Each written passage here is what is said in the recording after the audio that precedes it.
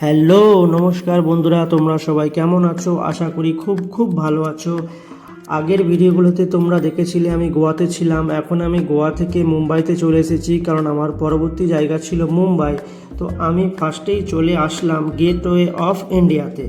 তো আরব সাগরের ধারে দাঁড়িয়ে এই ঐতিহাসিক স্থাপনাটি সত্যি অসাধারণ সুন্দর লাগছিল।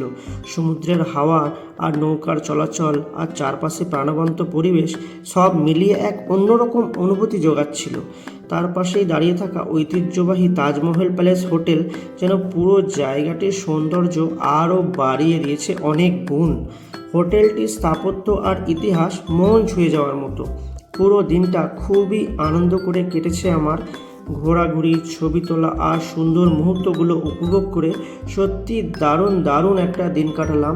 আমার পরবর্তী ব্লগগুলোতে আমি তোমাদের দেখাবো কোথায় কোথায় আমি মুম্বাইতে ঘুরতে গিয়েছিলাম। তোমরা অবশ্যই আমার সাথে থাকবে আর ভিডিওগুলো পুরোপুরিটা দেখো, তাহলে বুঝতে পারবে আমি কোথায় কোথায় ঘুরতে গেছিলাম। চলো আজকে এই পর্যন্ত। দেখা হচ্ছে আমার পরবর্তী ভিডিওতে। তো এখন টাটা, বাই বাই।